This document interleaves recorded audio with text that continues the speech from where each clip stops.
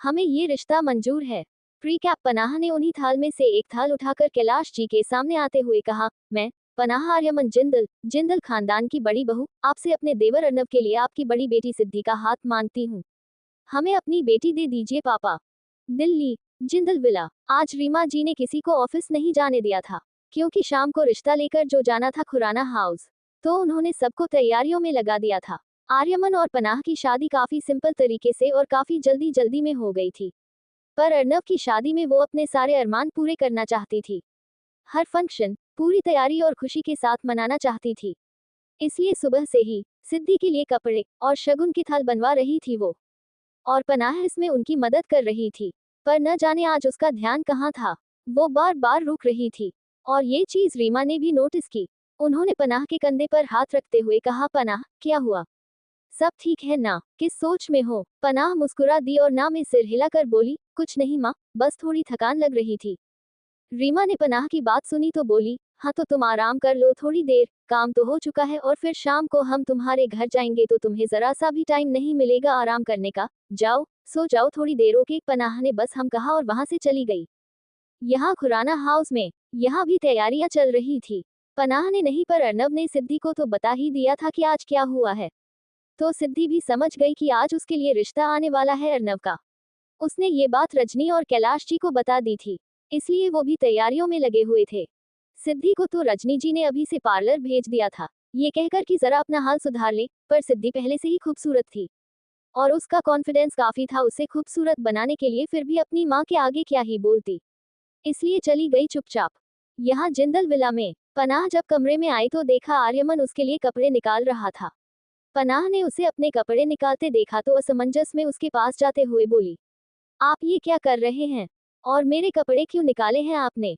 पनाह की आवाज सुन आर्यमन ने उसकी तरफ देखा और बोला, जेठानी बनकर जा रही हो सिद्धि की, यानी इस घर की बड़ी बहू, तो ठाठ तो होने ही चाहिए ना, इसलिए आज तुम ये पहन कर चलोगी खुराना हाउस। ओके, उद्धरण चिन्ह। पनाह ने दो पल आर्यमन को देखा और फिर उसके हाथ में पकड़ी उस ड्रेस को। काले रंग की बनारसी साड़ी थी, जिसकी पूरी बॉर्डर गोल्डन तारों से सजी हुई थी। हाँ, ये साड़ी काफी महंगी लग रही थी। पनाह ने आर्यमन के हाथ से वो साड़ी लेते हुए कहा, ठीक है, अब आप आराम कीजिए, मैं इसे रख देती हूँ। आर्यमन ने हाँ में सिर हिलाया और बेड पर चला गया। वो दवाई लेता था, इसलिए ये उसके सोने का टाइम था।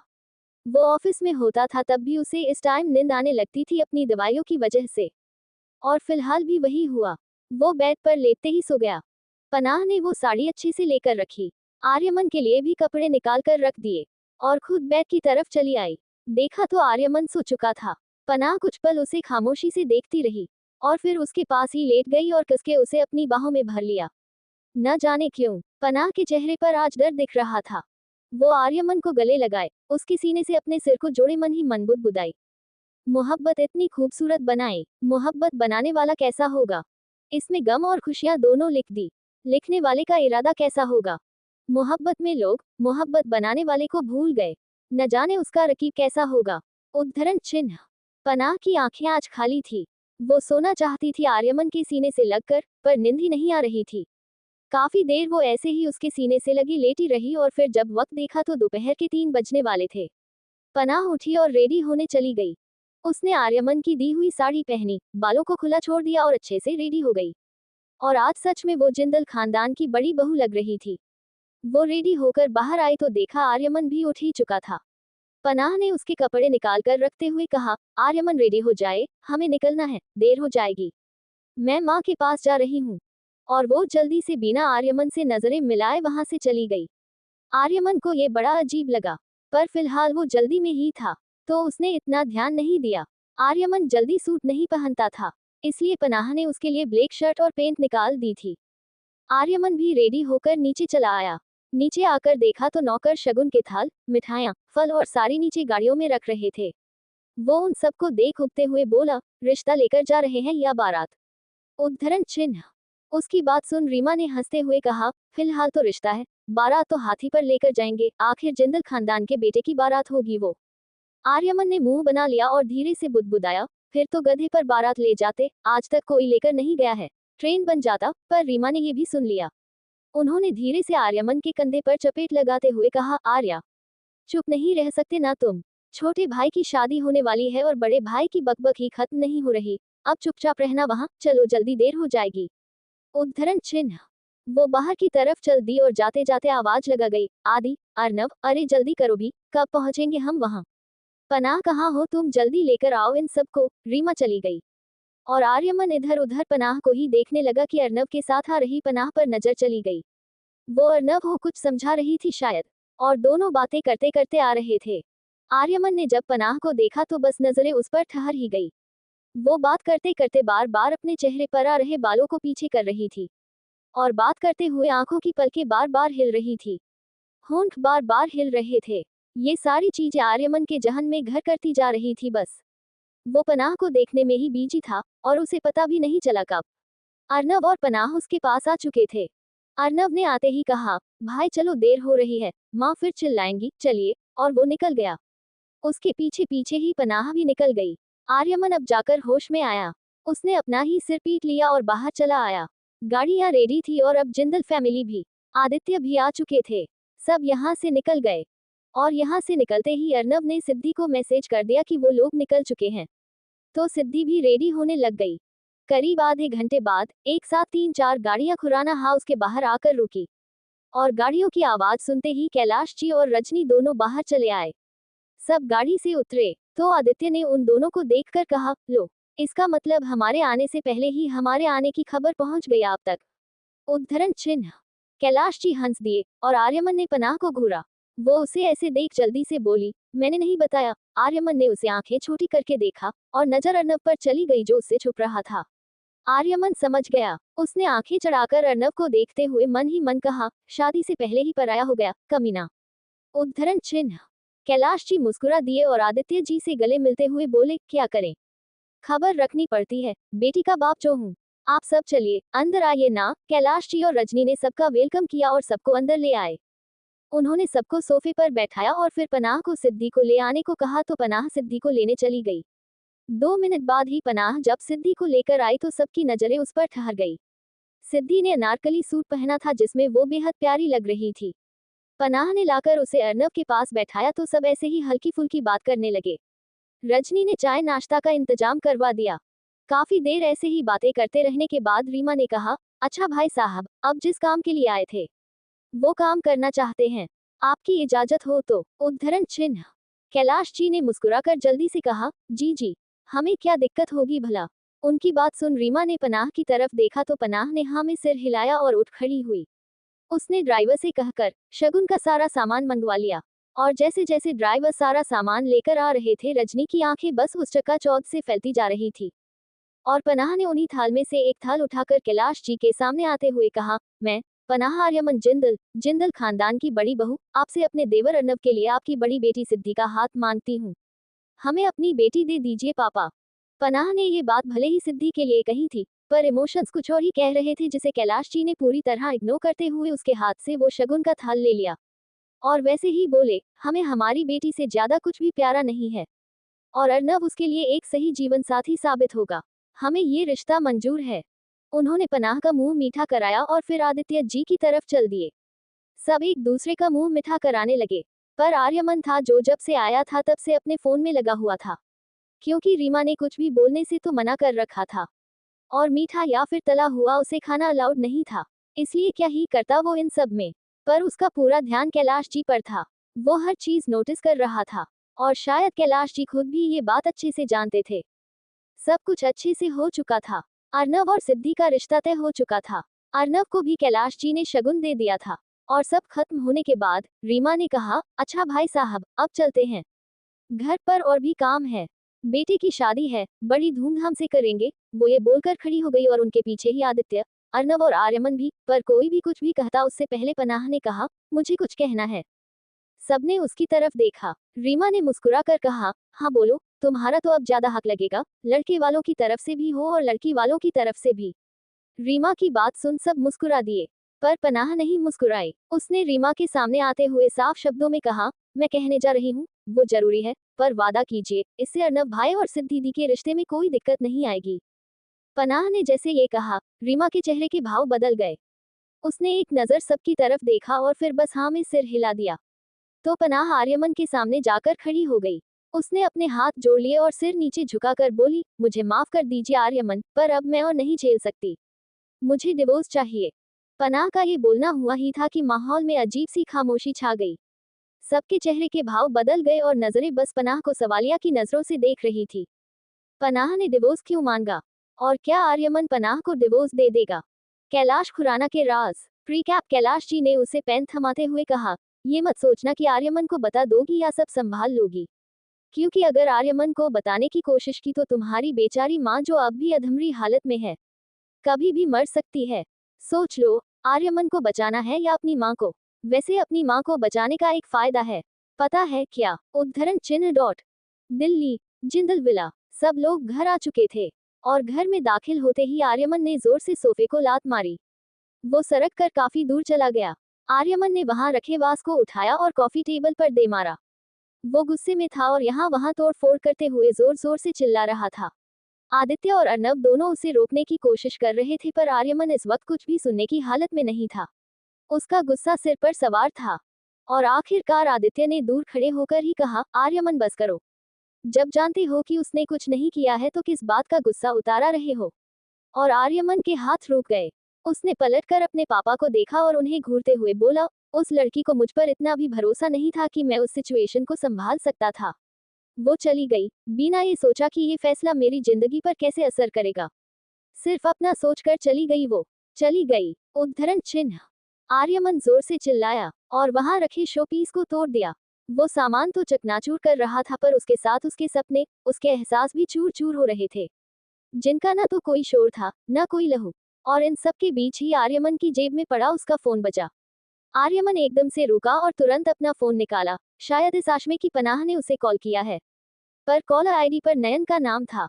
आर्यमन 2 पल स्क्रीन को घूरता रहा और फिर फोन उठा लिया और सामने से नयन की आवाज आई, सर, पता चल गया वो फोटोज किसने अपलोड किए थे। आर्यमन के कानों में जैसे ही ये शब्द पड़े, उसके चेहरे के भाव बदल गए। वो बिना किसी भाव के बोला, आ रहा हूँ। आर्यमन ने फोन रखा और तुरंत वहां से बाहर की तरफ चल दिया। उसे ऐसे जाते देख रीमा ने उसके पीछे आते हुए कहा, आर्यमन रुको, ऐसे कहाँ जा रहे हो? उद्धरण चिन्ह।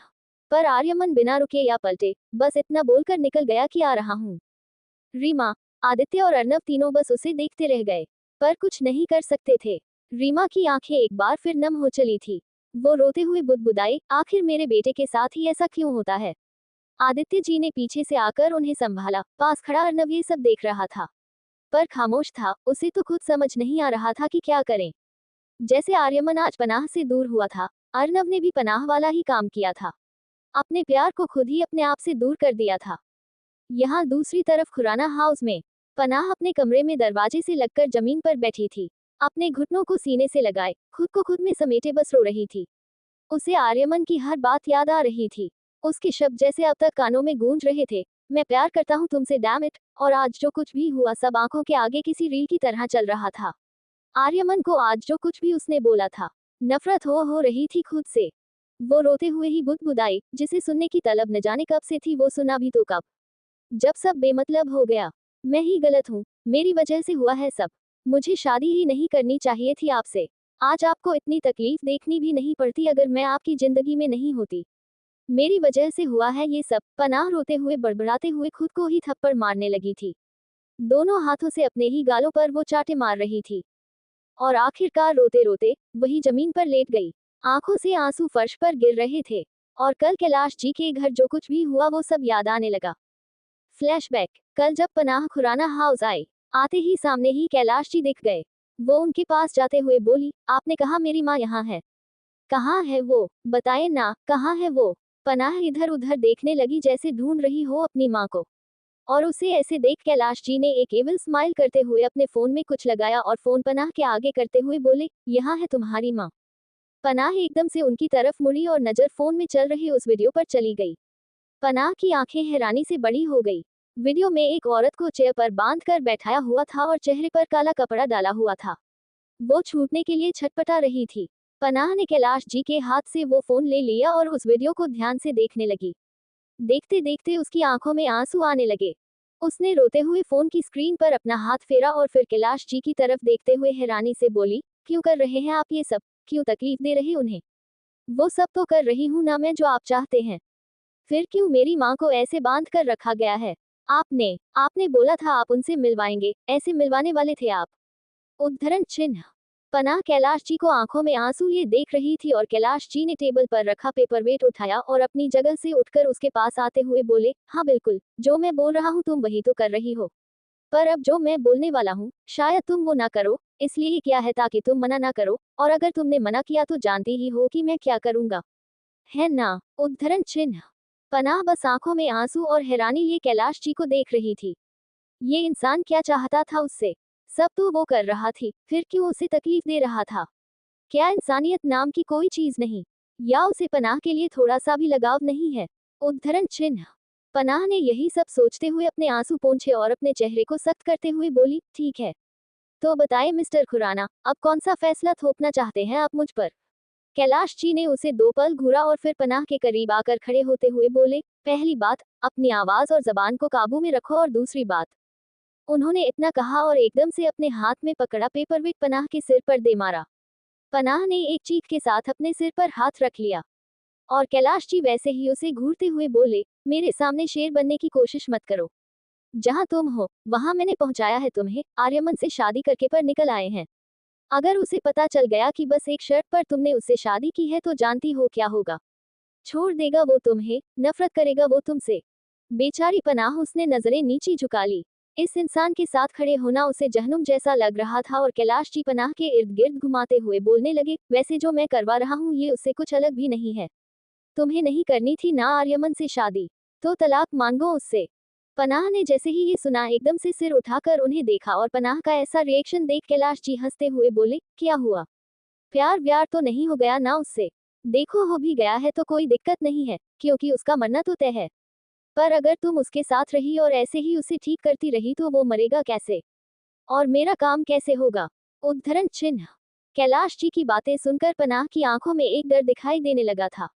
उसने सूखा घूंट भरते हुए अपनी आंखें 2 पल के लिए बंद कर ली और कैलाश जी आगे बोले, सिद्धि अर्नब से प्यार करती है और अर्नब भी करता है, तो मैं चाहता हूँ कि तुम अर्नब और सिद्धि का रिश्ता करवाओ, और जैसे ही दोनों का रिश्ता हो जाए तुम आर्यमन को छोड़ देना, क्योंकि अगर तुम वहां रही तो सिद्धि का उस घर में जाना मुश्किल होगा। तो अपनी बहन के लिए अपने पति को छोड़ दो। पनाह अब भी खामोशी से कैलाश जी को देख रही थी और कैलाश जी ने टेबल से वो पेपर्स उठाकर पनाह के सामने करते हुए कहा, साइन करो इन पर और आर्यमन को ये यकीन दिलाओ कि तुम अपनी मर्जी से उसे छोड़ रही हो। तुमने धोखा दिया है उसे, ताकि वो टूट जाए, बिखर जाए और किसी पर कभी भरोसा ना कर पाए। पनाह ने उन पेपर्स को देखा और कांपते हाथों से उन पेपर्स को लिया। जब देखा तो ये डिवोर्स पेपर्स थे। पहना का सिर एक बार फिर घूमने लगा था। ये सब क्या हो रहा था उसके साथ? वो एकटक उन पेपर्स को देख रही थी और कैलाश जी ने उसे पेन थमाते हुए कहा, ये मत सोचना कि आर्यमन को बता दोगी या सब संभाल लोगी, क्योंकि अगर आर्यमन को बताने की कोशिश की तो तुम्हारी बेचारी माँ जो अब भी अधमरी हालत में है, कभी भी मर सकती है। सोच लो, आर्यमन को बचाना है या अपनी माँ को? वैसे अपनी माँ को बचाने का एक फायदा है, पता है क्या? उद्धरण चिन्ह। उन्होंने मुस्कुराकर कहा, पर पनाह को उनकी स्माइल से भी नफरत हो रही थी। और वो वैसे ही बोले, माँ को बचाया तो आर्यमन अपने आप बच जाएगा, क्योंकि तुमसे दूर जो रहेगा। पर अगर आर्यमन को बचाया तो माँ मर जाएगी, और क्या पता तुम्हारी वजह से आर्यमन भी इन सब का शिकार हो जाए। उद्धरण चिन्ह। वो जाकर वापस चेयर पर बैठ गए और आराम से बोले, अब फैसला तुम्हारा है। मैं कोई जबरदस्ती नहीं करना चाहता, नाजायज ही सही, आखिर बेटी हो मेरी। उनके मुंह से अपने लिए बेटी सुन पनाह ने नजरें उठाकर उन्हें देखा। अब खुद से नफरत हो रही थी उसे कि वो इस इंसान की बेटी है। पनाह काफी देर तक खड़ी उन पेपर्स को देखती रही, रोती रही और आखिरकार उसने अपनी माँ को चुना। उनसे पेपर साइन कर दिए और कैलाश जी ने उसे समझा दिया कि जब वो ये सब सबके सामने लाए तो क्या बोलना है। उद्धरण चिन्ह। उसके बाद पनाह वहां से चल गई। उसकी हालत ऐसी हो गई थी कि जैसे होश ही नहीं था। फोन बजे जा रहा था पर जैसे आवाज ही न सुनाई दे रही हो। शायद आर्यमन ही उसे कॉल कर रहा था। Present time, Khurana house. सारी बातें याद करते करते और रोते रोते पनाह कब सो गई, पता ही नहीं चला। यहाँ दूसरी तरफ, ये वही जगह थी, वो बेसमेंट, और आर्यमन यहाँ गुस्से में अपनी मुट्ठी भींचे बैठा था। और सामने खड़ा नयन बोलता जा रहा था, आपका शक सही था।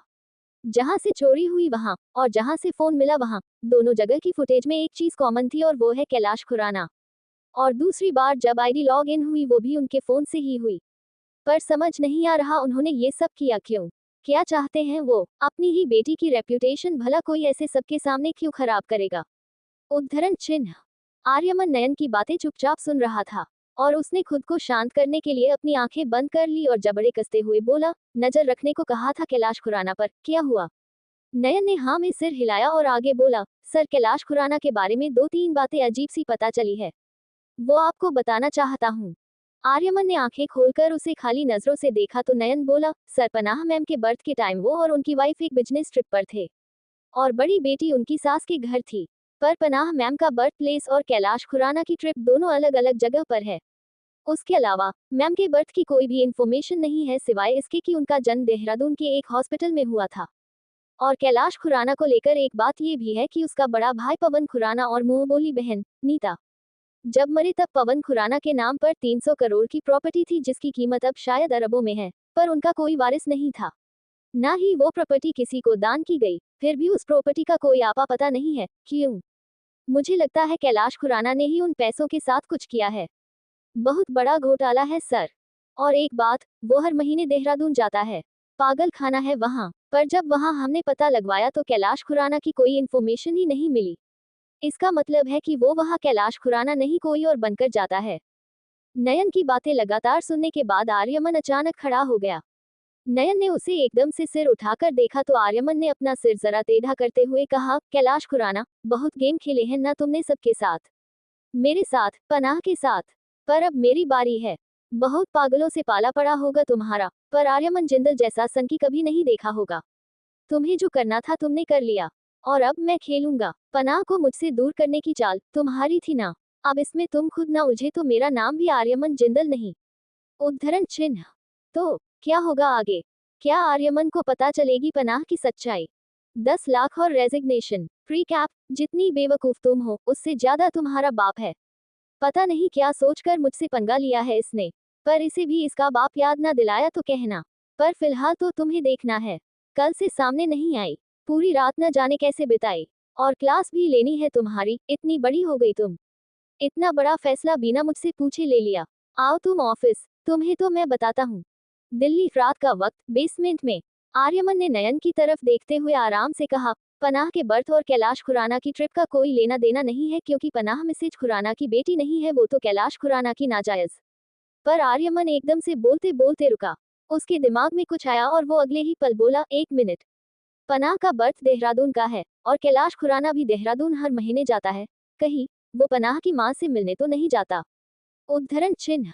आर्यमन की बात सुन नयन भी सोच में पड़ गया। आर्यमन तुरंत अपनी जगह से खड़ा हुआ और वहां से बाहर निकलते हुए बोला, कैलाश खुराना के पीछे किसी को लगाओ और तुम देहरादून जाओ। उस पागल खाने में कौन है, वो वहां क्यों जाता है, किससे मिलने जाता है, सब पता लगाओ। आर्यमन इतना बोल वहां से निकल गया।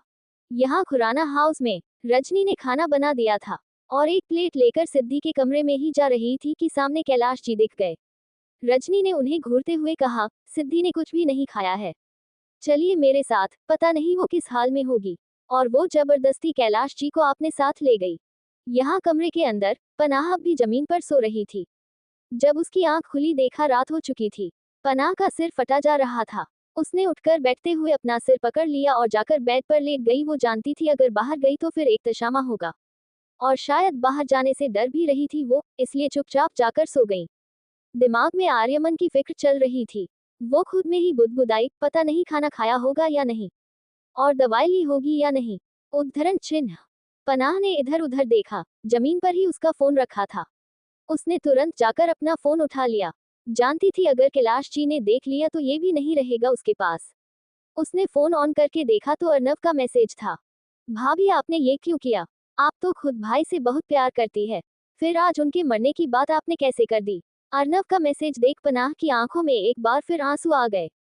वो जाकर बेड पर लेट गई और बस अपने फोन में आर्यमन की पीक निकालकर घंटों तक उसे देखती रही और ऐसे ही सो गई। अगली सुबह पनाह जल्दी उठ गई थी। जब उसे यही रहना था तो वो जानती थी कि उसकी जिंदगी पहले की तरह हो चुकी है। वो उठते ही किचन में चली गई और सबके लिए नाश्ता बनाने लगी। उसने फटाफट खाना बनाकर टेबल पर लगाया तो देखा रजनी जी सिद्धि को समझाते हुए उसे लेकर आ भी थी। उन्होंने पनाह की तरफ देखा तो उसे घूरते हुए बोली, बर्दाश्त नहीं होती ना किसी की खुशी, आखिरकार नजर लगा ही दी मेरी बेटी की खुशियों को। उनकी बात सुन पनाह ने अपना सिर झुका लिया और उन्हें खाना सर्व करने लगी। इतने में कैलाश जी भी आ गए। वो अभी आकर अपनी चेयर पर बैठे ही थे कि उनका फोन बजा।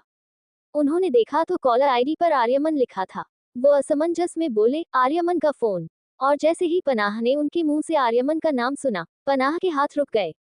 पर उसने खुद को संभाला और वापस अपने काम में लग गई। और कैलाश जी ने फोन उठाया तो सामने से तुरंत आर्यमन की आवाज आई, मिस्टर खुराना, आपकी बेटी आज ऑफिस नहीं आई। क्या बात हो गई? उद्धरण चिन्ह। आर्यमन का इतना नॉर्मली बात करना कैलाश जी को कुछ सही नहीं लगा। वो थोड़ा रुककर बोले, आ रही है।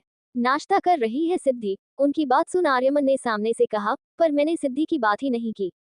मैं तो आपकी छोटी बेटी की बात कर रहा हूँ। उद्धरण चिन्ह।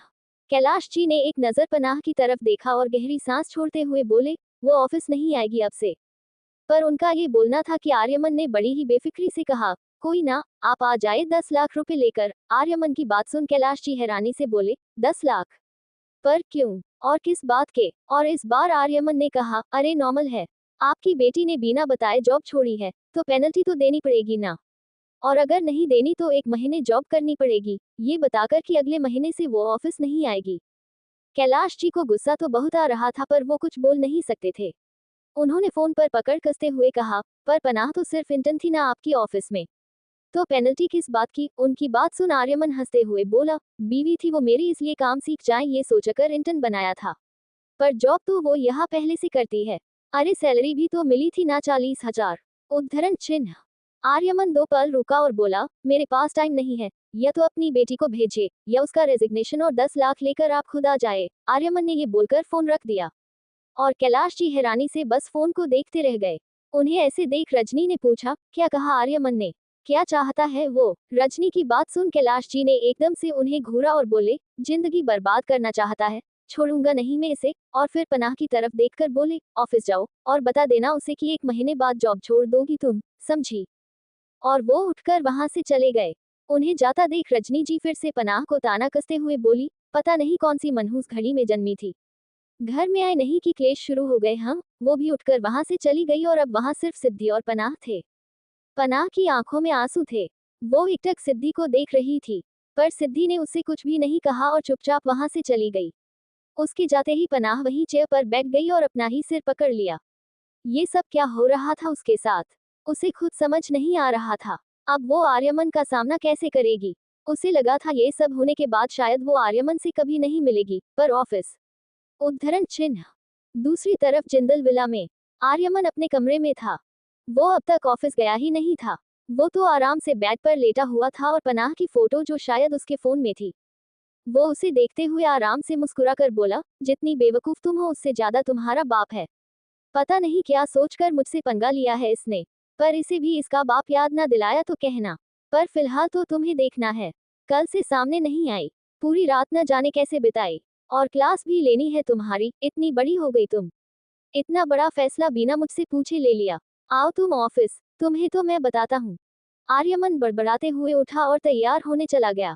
आज एम्पायर, सुबह के 9 बजे। पनाह डरते डरते ही सही ऑफिस आ गई थी। वो जाकर अपनी डेस्क पर बैठी और मन ही मन यही सोच रही थी कि बस आर्यमन से सामना ना हो जाए। और इतने में जोगी की आवाज आई, पनाह, तुम्हें बॉस ने अपने कैबिन में बुलाया है। जैसे ही पनाह ने ये सुना, आंखें हैरानी से बड़ी हो गई। वो मन ही मन बुदबुदाई, बिल्ली का बच्चा आज सच में बिल्ली का बच्चा बन जाएगा। भगवान, बचा लेना। वो डरते डरते उठी और धीमे कदमों से आर्यमन के कैबिन की तरफ बढ़ गई। उसने जाकर धीरे से डोर नॉक किया तो अंदर से आवाज आई, कम इन। पनाह ने बाहर ही 2-3 गहरी सांसें भरी और खुद को हिम्मत देकर अंदर आई तो देखा आर्यमन अपनी चेयर पर पसर कर बैठा था। दोनों पैर टेबल के ऊपर किए हुए थे और हाथ में पेपर वेट जिसे वो घूम रहा था। पनाह ने डर का घूंट भरा और दरवाजे पर खड़ी होकर ही धीरे से बोली, आपने बुलाया सर। पर आर्यमन ने बिना उसकी तरफ देखे वैसे ही कहा, हम। दरवाजा बंद करो। पनाह ने धीरे से दरवाजा बंद करा और 2 कदम आगे आई तो आर्यमन धीरे से बोला, पर्दे लगाओ। पनाह ने बेचारगी से उसे देखा, पर करती क्या, इसलिए चुपचाप पर्दे लगा दिए और अब नजरें बस आर्यमन पर थी। इस चेहरे को देखने के लिए कल से तरस रही थी वो, पर कर कुछ नहीं सकती थी। और आर्यमन की एक बार फिर वैसी ही आवाज आई, लेफ्ट साइड। पनाह ने देखा लेफ्ट में बस दीवार थी। वो चुपचाप जाकर दीवार से पीठ लगाए खड़ी हो गई और अब जाकर आर्यमन ने सिर उठाकर पनाह की तरफ देखा। उसका चेहरा काफी मुरझाया हुआ लग रहा। आर्यमन अपनी जगह से उठा और पनाह की तरफ चल दिया और पनाह जिसकी धड़कन आर्यमन के एक एक कदम के साथ बढ़ रही थी, उसने अपने कपड़े मुट्ठियों में भर लिए और नजरें नीची किए वैसे ही खड़ी रही। और आर्यमन उसके एकदम करीब आकर बोला, कैसी हो? आर्यमन ने मुंह से ये सवाल सुन पनाह ने हैरानी से सिर उठाकर उसे देखा। उसे लगा था आर्यमन उसे सुनाएगा या शायद उस पर गुस्सा करेगा, पर आर्यमन के इस सवाल ने सब बदल दिया। पनाह की आंखों में एकदम से आंसू आ गए। उसने तुरंत अपना चेहरा दूसरी तरफ कर दिया। वहीं ये देख आर्यमन ने उसकी कमर पर एकदम से अपने हाथ रखे और उसे खुद से सटाते हुए बोला, अगर मैं अपना ईगो साइड में रखकर तुम्हारे बारे में सोच सकता हूँ तो तुम कम से कम मुझसे नजरें तो मिला ही सकती हो। या अफसोस हो रहा है अपनी हरकत पर? उद्धरण चिन्ह। पनाह ने अब भी कुछ नहीं कहा। वो बस अपना सिर झुकाए हुए थी। उसने आर्यमन ने सीने पर हाथ रखकर उसे खुद से दूर करने की कोशिश करते हुए कहा, छोड़िए मुझे। ये ऑफिस है, आपका घर नहीं। पर उसका ये बोलना हुआ ही था कि आर्यमन ने एकदम से उसके जबड़े को पकड़कर अपनी तरफ घुमाया और बोला, पर ये ऑफिस भी मेरा ही है और यहाँ वही होगा जो मैं चाहूंगा। Got it. पनाह कुछ भी नहीं बोल पाए। वो बस डर कर आर्यमन को देख रही थी और आर्यमन का हाथ उसके जबड़े पर कसता जा रहा था। उसने 2 पल वैसे ही पनाह को शांत होकर देखा और फिर बोला, तुम्हें समझ क्यों नहीं आता? पनाह ने सवालिया नजरों से उसे देखा तो आर्यमन वैसे ही बोला, मैंने ना कल मजाक किया था ना आज कर रहा हूँ। इस 28 साल की जिंदगी में पहली बार किसी को देखने की इतनी तलब हुई है मुझे, तो तुम्हें ये फील क्यों नहीं हो रहा? उद्धरण चिन्ह। पनाह को कुछ समझ नहीं आ रहा था कि आर्यमन की बातों का क्या जवाब दे, पर फिलहाल उसे बस यहाँ से जाना ही सही लग रहा था। वो अब भी लगातार आर्यमन के सीने पर जोर लगाकर उसे खुद से दूर करने की कोशिश कर रही थी और आर्यमन जी से उसके ये करने से इरिटेशन हो रही थी। उसने एकदम से पनाह के जबड़े को छोड़ा और उसके दोनों हाथों को पकड़कर पीछे उसी की पीठ से लगाते हुए और उसे दीवार से सटाकर बोला, मैं क्या यहाँ पपेट शो कर रहा हूँ जो चुपचाप मेरे सीने को घूरे जा रही हो? अगर नजरें नहीं मिला सकती तो कम से कम ये बता दो कि इतनी नफरत दिल में लेकर मेरे साथ रह कैसे रही थी? उद्धरण चिन्ह। पर पनाह कुछ भी नहीं बोली और अब आर्यमन को गुस्सा आ रहा था। जैसे पनाह खामोशी से नजरें झुकाए खड़ी थी वैसे ही आर्यमन गुस्से में उसे घूरने लगा और फिर न जाने क्या हुआ, उसने एकदम से पनाह के होंठों पर अपने होंठ रख दिए। पनाह ने एकदम से आंखें खोल बड़ी करके उसे देखा, पर आर्यमन ने अब आंखें बंद कर ली थी। वो बस पनाह के होंठों को बेतशाह चूमे जा रहा था। कुछ गुस्सा, कुछ नफरत और ढेर सारा प्यार सब साथ में उमड़ आया था। पर पनाह, वो तो ये तक नहीं कर पा रही थी। उसके दिमाग में अब भी कैलाश जी की बात चल रही थी। सोच लो, मायापति। पनाह बस चुपचाप बुत बने खड़ी थी। आंखों में नमी थी, धड़कनें बढ़ी हुई थी पर कुछ बोला नहीं जा रहा था। आर्यमन ने अब भी उसके हाथों को पकड़ रखा था और इतने में किसी ने डोर नॉक किया। पनाह एकदम से होश में आए पर आर्यमन, उसे जैसे कोई फर्क ही ना पड़ रहा हो। वो बस पनाह को किस करने में बिजी था और पनाह ने एकदम से अपना चेहरा दूसरी तरफ कर लिया। उसके बाद सारे चेहरे के आगे आ गए और वो गहरी सांस भरते हुए बमुश्किल बोली, क कोई है, दरवाजे पर कोई है। आर्यमन ने उसकी तरफ 2 पल आराम से देखा और फिर उसे छोड़कर दरवाजे की तरफ चला गया। पनाह ने तुरंत खुद को ठीक किया और अपनी कलाइयों को देखा जहां आर्यमन की उंगलियों के निशान बन गए थे। आर्यमन ने जाकर पर्दे हटाकर दरवाजा खोला तो सामने डॉक्टर मेहरा थे। वो उसे हटाकर अंदर आते हुए बोले, भाई कमाल करते हो, आज तुम्हारा चेकअप था और यहाँ ऑफिस चले आए। बीमार हो, माना काम में लग गए। अच्छी बात है पर अपना ख्याल भी तो रखो ना। वो उसे डांट रहे थे और बोलते बोलते नजर पनाह पर चली गई जो एक तरफ खड़ी थी तो डॉक्टर मेहरा उसी की तरफ बढ़ गए और बोले, ये तो है ही बेवकूफ, तुम तो ध्यान दिया करो बेटा। पता था ना तुम्हें आज मैं आने वाला हूँ, कुछ देर रोक देती ना इसे। पनाह को कुछ समझ नहीं आया। इतना सब कुछ हो गया था कि उसे ध्यान ही नहीं रहा कि आज डॉक्टर आने वाले थे। उसने आर्यमन की तरफ एक नजर देखते हुए कहा, सॉरी डॉक्टर अंकल वो, पर वो बोलती उससे पहले ही डॉक्टर ने कहा, अच्छा कोई बात नहीं, चलो, मैं आ ही गया हूँ यहाँ भी। इसका पीछा नहीं छोड़ने वाला मैं, चलो। उन्होंने आर्यमन की तरफ देखा और उसे सोफे पर बैठने का इशारा किया। आर्यमन जाकर चुपचाप सोफे पर बैठ गया और डॉक्टर भी उसके पास आ गए और अपना स्टेथोस्कोप लेकर उसे चेक करने लगे।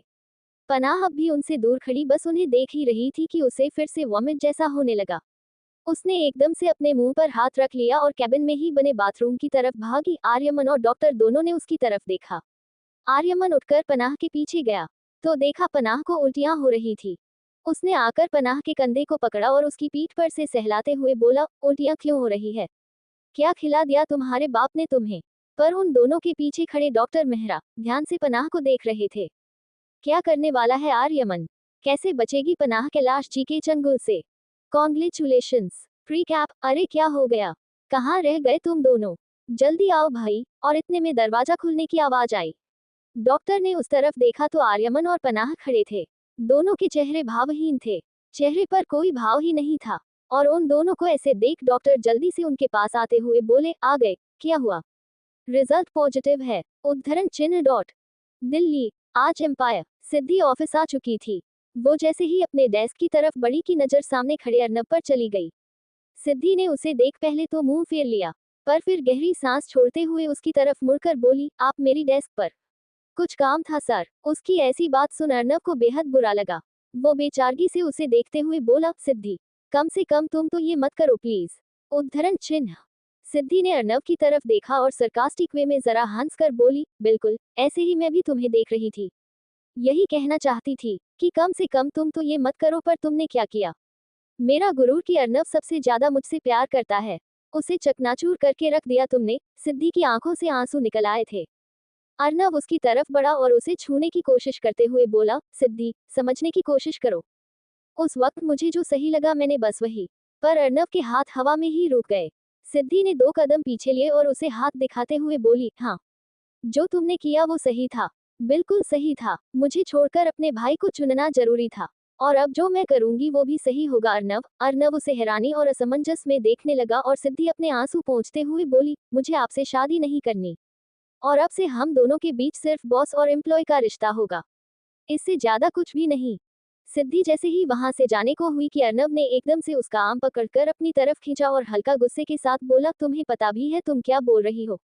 सिद्धि, तुम भी जानती हो उस सिचुएशन में मैं और कुछ नहीं कर सकता था। मैं अपने भाई से बहुत प्यार करता हूँ, मैं उनके खिलाफ नहीं जा सकता था। सिद्धि की आंखों में एक बार फिर आंसू आ गए। उसने एकदम से धक्का देकर अर्नब को खुद से अलग करते हुए कहा, कौन सा भाई? हाँ, कौन सा भाई? वो भाई जिसने अपने रिश्ते को बचाने के लिए अपने ही भाई का प्यार उससे छीन लिया, अपने ही भाई की शादी तुड़वा दी। अरे तुम्हारे भाई से अच्छी तो मेरी बहन है, कम से कम उसने मेरी फिक्र तो की, ये लिहाज तो किया कि एक बार मेरा रिश्ता तुमसे हो जाए। पर तुम्हारे भाई ने अपने आगे एक पल के लिए भी तुम्हारे बारे में नहीं सोचा उसने। सिद्धि की बातें सुन अब अर्नब को भी गुस्सा आने लगा था और वो भी वैसे ही बोला, लिसन, ये जो बहन बहन के गुन गा रही हो ना, उन्हीं की वजह से हुआ है ये सब। अगर वो डिवोर्स की बात करती ही नहीं, मेरे भाई को धोखा देती ही नहीं तो ये सब होता ही नहीं। हाँ मैं जानता हूँ मेरे भाई की गलती है, पर तुम्हारी बहन भी कोई दूध की धुली नहीं है। सिद्धि ने उसे घूरा और आंखों से आंसू पोंछते हुए बोली, डिस्गस्टिंग। दोनों भाई एक जैसे हैं, मतलबी और घमंडी। सिद्धि वहां से चल दी और अर्नब भी पीछे से वैसे ही बोला, और तुम दोनों बहनें भी कम नहीं हो, धोखेबाज और बेवकूफ। वो भी अपने कैबिन में चल दिया। यहाँ आर्यमन के कैबिन में पनाह ने अपना मुंह धोया और आर्यमन उसे वापस बाहर लाया। पनाह सोफे पर बैठी तो डॉक्टर ने कहा, पनाह, क्या खा लिया था तुमने? सब ठीक है ना बेटा? पनाह ने थके लहजे में ना में गर्दन हिलाते हुए कहा, पता नहीं डॉक्टर, कुछ दोनों से यही हो रहा है। हर रोज सुबह उल्टियां हो जाती है, पता नहीं क्यों। उद्धरण चिन्ह। पनाह डॉक्टर को ये बोल रही थी और आर्यमन उसे घूरते हुए बोला, कुछ दिनों से, और मुझे पता ही नहीं है। उद्धरण चिन्ह। उसे ऐसे देख डॉक्टर मेहरा ने कहा, कोई बात नहीं, पहले पनाह का ही चेकअप कर लेते हैं, क्या दिक्कत है पता चल जाएगा। तुम बैठो। आर्यमन ने हाँ में सिर हिलाया और पनाह के पास सोफे पर बैठ गया। डॉक्टर मेहरा उसे चेक करने लगे। उन्होंने पनाह की नब्ज को देखा, आंखों को चेक किया और उसका पूरा चेकअप करने के बाद अपने बैग में कुछ ढूंढते हुए बोले, सिम्टम्स तो सारे इसी की ओर इशारा कर रहे हैं, पर एक बार चेक कर लेना चाहिए। और ये बोलते हुए उन्होंने दोनों के सामने प्रेगनेंसी किट कर दी। जैसे ही आर्यमन और पनाह ने उनके हाथ में वो किट देखी, दोनों की आंखें हैरानी से बड़ी हो गई और उस किट पर बस जम ही गई। उन दोनों को देखकर ऐसा लग रहा था मानो पॉज कर दिया हो किसी ने।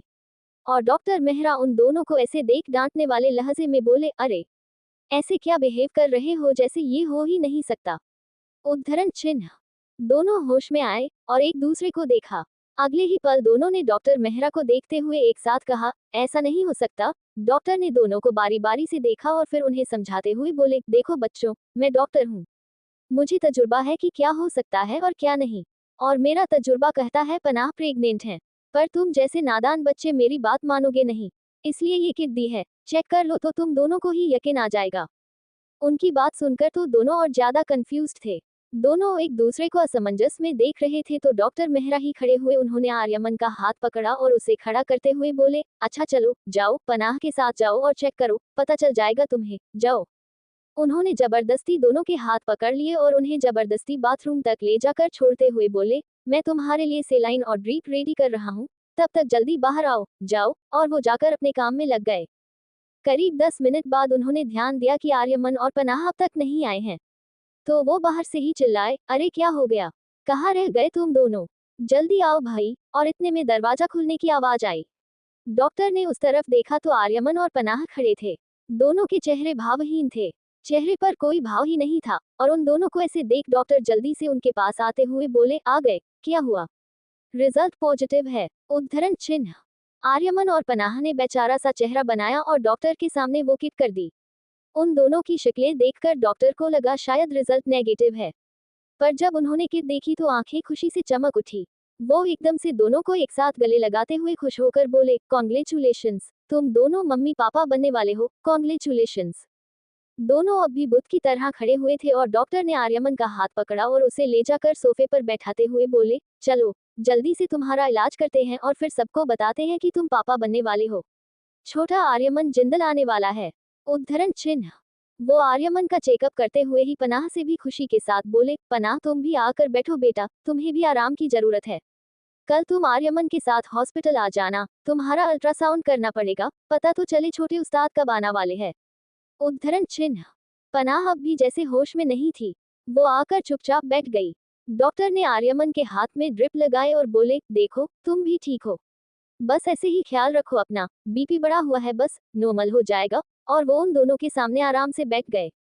पर अब जाकर उन्हें एहसास हुआ कि दोनों ही खुश नहीं लग रहे हैं। उन दोनों को ऐसे देख डॉक्टर ने थोड़ा परेशान होते हुए कहा, क्या हुआ, तुम दोनों खुश नहीं हो क्या? दोनों ने एक साथ डॉक्टर मेहरा को देखा और साथ में ही बोले, पता नहीं। और दोनों को ऐसे देख अब डॉक्टर मेहरा मुस्कुरा दिए और प्यार से दोनों को समझाते हुए बोले, हम हो सकता है क्योंकि जैसे अचानक तुम दोनों को ये बात पता चली है, शायद ये चीज एक्सेप्ट नहीं कर पा रहे हो कि तुम दोनों माँ बाप ही बन सकते हो। बट ट्रस्ट भी, ये फीलिंग सबसे बेस्ट होती है। तुम दोनों को थोड़ा टाइम लगेगा, पर कोई बात नहीं, सब ठीक है, नॉर्मल है, ओके। तुम दोनों भी माँ पापा बन सकते हो।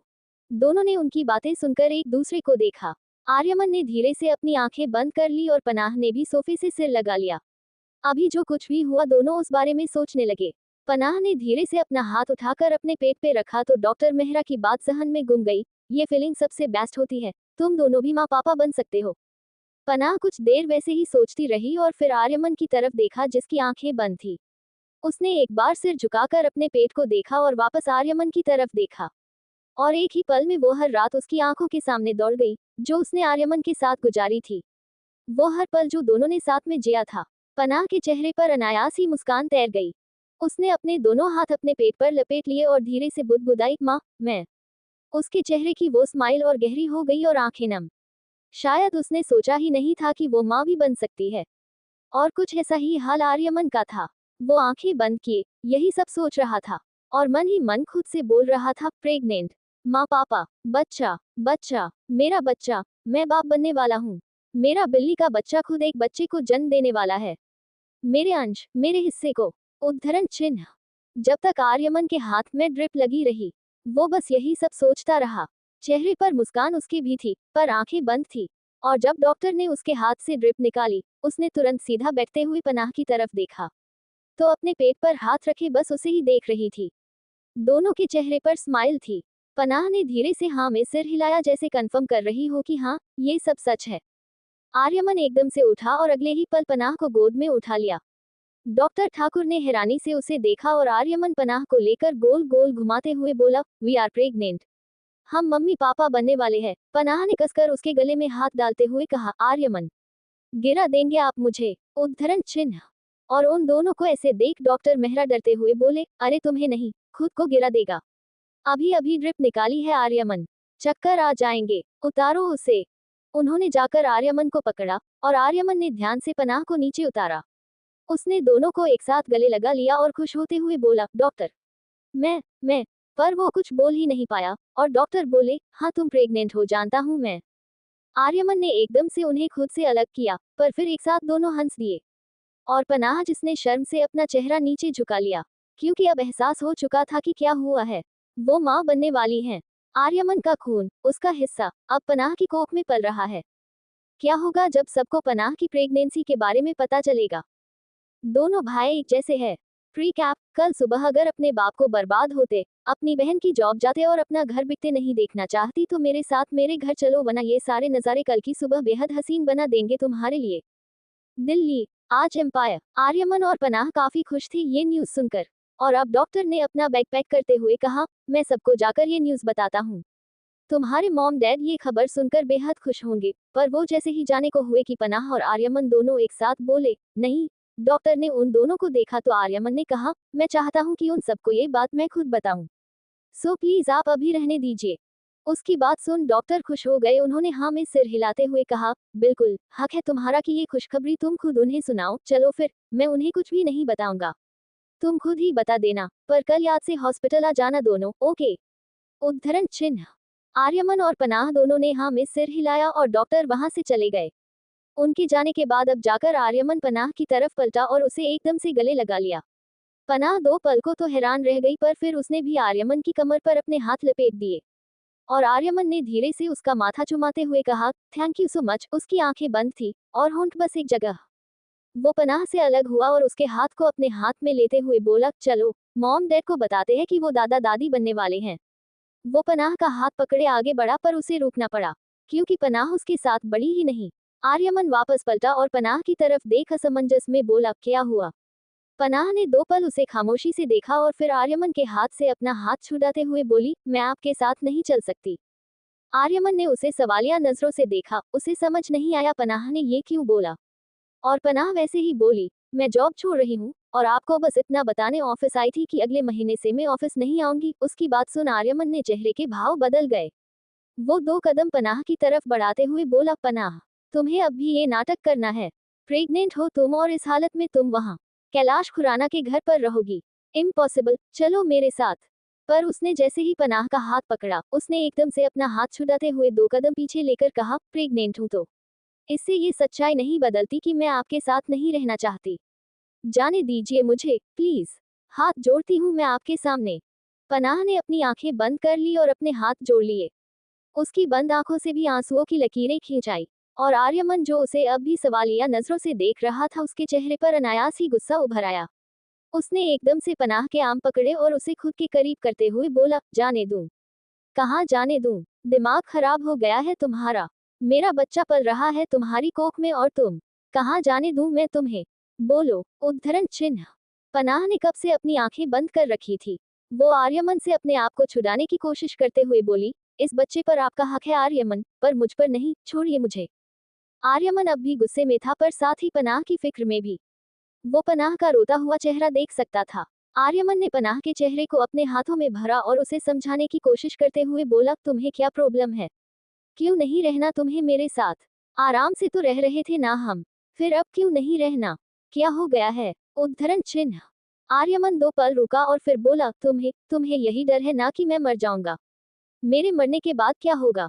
पनाह ने जैसे ही आर्यमन के मुंह से ये सुना, एकदम से आंखें खोल दी और आर्यमन ने वैसे ही कहा, तो मैं व्हील बनाने को तैयार हूँ कि मेरे मरने के बाद तुम जिससे चाहो शादी कर सकती हो, तुम्हें तुम्हारी प्रॉपर्टी का हिस्सा फिर भी मिलेगा, पर प्लीज मैं जब तक जिंदा हूँ तब तक मेरे पास रहो, मैं खुद कर लूंगा सब, तुम्हें कोई जरूरत नहीं है मेरा ख्याल रखने की, बस तुम चलो मेरे साथ।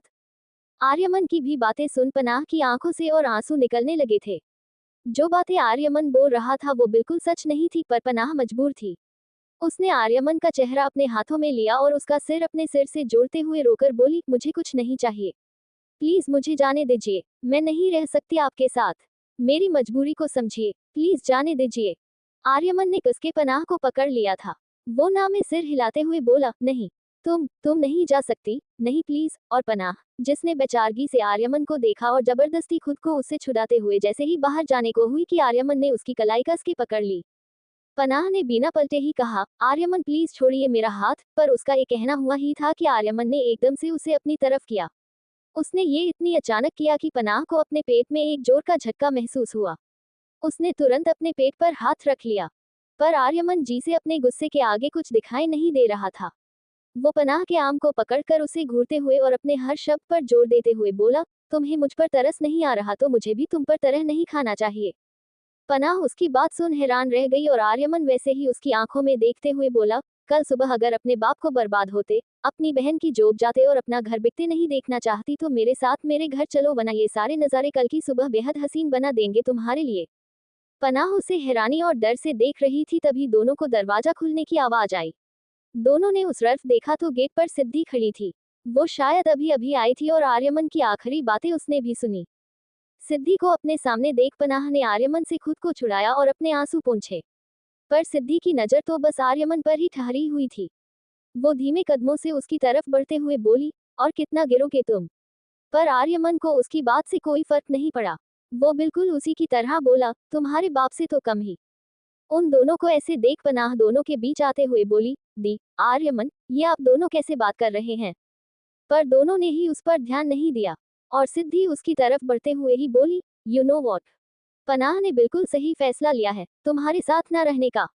इनफैक्ट हिम्मत की दाद देती हूँ मैं उसकी कि इतने टाइम वो तुम्हारे साथ रह ली, वरना इस बदसूरत चेहरे के साथ और उससे भी बुरी इन आदतों के साथ कोई लड़की एक दिन भी नहीं रहेगी।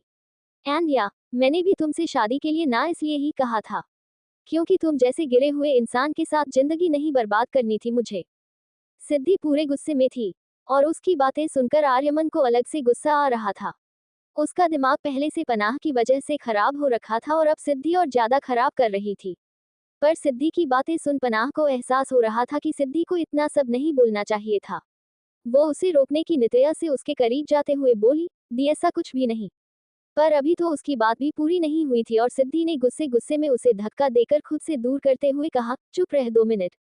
पर उसके धक्का देते ही आर्यमन जोर से चाल लाया। पनाह पनाह एकदम से गिरने को हुई और गिरने के डर से अपने पेट पर हाथ रख लिया, पर वो किसी की बाहों में गिरी। तीनों ने एक साथ उस तरफ देखा तो ये अर्नव था जो अंदर आ रहा था। उसने पनाह को ठीक से खड़ा करते हुए कहा, भाभी आप ठीक है? आर्यमन भी एकदम से भागकर उसके पास आया और उसे हर जगह छूकर देखते हुए बोला, तुम ठीक तो हो? कहीं चोट तो नहीं लगी? पनाह ने ना में सिर हिलाया तो आर्यमन सिद्धि को घूरते हुए बोला, दिमाग खराब है तुम्हारा? अभी गिर जाती तो। उद्धरण चिन्ह। पर आज सिद्धि को आर्यमन पर अलग ही गुस्सा था। वो वैसे ही बोली, गिर जाती, मर नहीं जाती, ओवर रिएक्ट करने की जरूरत नहीं है। पर उसका बोलना ही हुआ था कि आर्यमन भी बोल गया, पर बच्चा तो मर सकता था। उद्धरण चिन्ह। जैसे ही अर्नव और सिद्धि ने ये सुना वो हैरानी से उसे देखने लगे। दोनों ने एक साथ पनाह को देखते हुए असमंजस में कहा, बच्चा। पर आर्यमन कुछ बोलता उससे पहले ही पनाह ने जल्दी से आर्यमन से अपना हाथ छुड़ाया और जाकर सिद्धि का हाथ पकड़ते हुए बोली, नहीं दी, कोई बच्चा नहीं है वो। आर्यमन आर्यमन मुझे ही बिल्ली का बच्चा बोलते हैं आप चलिए यहाँ से, हमें रुकना ही नहीं है यहाँ। और वो जबरदस्ती सिद्धि को अपने साथ ले गई। अर्नव और आर्यमन दोनों बस हैरानी से दोनों बहनों को देखते रह गए और जाते जाते पनाह ने बस बेचारगी से मुड़कर आर्यमन को देखा, पर कुछ बोली नहीं। वो दोनों वहां से चली गई और दोनों के जाते ही आर्यमन सोफे से पीलो उठाकर जमीन पर फेंकते हुए गुस्से एकदम चिल्लाया, ये दोनों अपने आप को समझती क्या है? हाँ, ऐसे घुमा रही है जैसे कोई लट्टू हूँ। और अर्नव भी आर्यमन का साथ देते हुए बोला, सारी लड़कियां एक जैसी ही होती है भाई, और ये दोनों तो बहनें हैं, एक जैसी नहीं होंगी तो नाक कट जाएगी दोनों की। यहाँ दूसरी तरफ पनाह सिद्धि को कैफेटेरिया में ले आई थी। दोनों आकर चेयर पर बैठी और सिद्धि ने अपना सिर पकड़ते हुए कहा, दोनों भाई एक जैसे हैं, मतलब ही कहिए कि अपने लिए कुछ भी कर सकते हैं। अमीर है तो क्या कुछ भी करेंगे? पनाह ने भी हाँ में सिर हिलाते हुए कहा, पर हम कुछ नहीं कर सकते अगर आर्यमन ने कुछ किया तो। सिद्धि ने उसे घूरा और बोली, कम से कम वो तुम्हारे साथ रहने के लिए कर रहा है। उस डफ अर्नव की तरह एक पल में हाथ नहीं छोड़ा उसने तुम्हारा। सिद्धि की बात सुन पनाह खामोश हो गई। तो अब सिद्धि ने ही सीधा बैठते हुए कहा, पनाह, मैंने कभी तुमसे नहीं पूछा कि तुम्हारी लाइफ में क्या चल रहा है। ना तुमने कभी मुझे कुछ बताया, बट क्या आज मैं तुमसे प्लीज पूछ सकती हूँ कुछ? क्या तुमने सच में आर्यमन से शादी अपनी मर्जी से की थी? सिद्धि की बात सुन पनाह बिना किसी भाव के उसे देखने लगी। उसे समझ ही नहीं आया कि सिद्धि को सच बताएं या नहीं। और उसे चुप देख सिद्धि ने भी कहा, क्या डैड ने तुम्हारे साथ जबरदस्ती की थी? कहीं तुमने उनके कहने में आकर तो आर्यमन से शादी नहीं की? पनाह ने जल्दी से ना में सिर हिलाया और उसके हाथ पर अपना हाथ रखते हुए बोली, नहीं दी, ऐसा कुछ भी नहीं है। हमने जो भी किया बस आपके लिए किया, क्योंकि हमें पता था कि आप किसी और से प्यार करती है और कुछ भी नहीं। पनाह की बात पर न जाने क्यों सिद्धि को भरोसा नहीं हुआ और वो वैसे ही बोली, तो अब तुम आर्यमन से दूर क्यों जाना चाहती हो? वो तुम्हें पाने के लिए, बस तुम्हारे साथ के लिए हर हद पार करने को तैयार हैं। डैड को बर्बाद करने तक को, मुझे जरनौब से निकालने को भी, फिर तुम उसके साथ क्यों नहीं रहना चाहती? पनाह खामोश हो गई। वो कैसे बताती सिद्धि को कि क्या मजबूरी है उसकी। पर पनाह को ऐसे देख सिद्धि ने उसके हाथों को कस के पका और नर्म लहजे में बोली, पनाह, मैं जानती हूँ हमारी कभी नहीं बनी। जैसे हमेशा दो बहनें रही है, हम वैसे कभी नहीं रही। पर अब मुझे अपनी गलती का एहसास है। इनफैक्ट अब जब मेरे साथ थोड़ा गलत हुआ है तो एहसास हो रहा है कि तुम्हारे साथ कितना गलत हुआ है। पनाह, मदद करना चाहती हूँ मैं तुम्हारी, प्लीज मुझे बताओ क्या चल रहा है तुम्हारे साथ। क्या है जो तुम ना बता पा रही हो, ना इस चीज को सह पा रही हो, प्लीज बताओ। बेचारी पनाह, अब जाकर सिद्धि उसे समझ रही थी, पर अब तो बहुत देर हो चुकी थी। क्या पनाह बताएगी सिद्धि को सच? हेलो गाइस, स्टोरी पसंद आई तो 4000 सब्सक्राइबर कंप्लीट करवा दीजिए लाइक और ज्यादा से ज्यादा शेयर करें और कमेंट करके जरूर बताना एपिसोड कैसा लगा। Thank you for listening. Headphone दिल।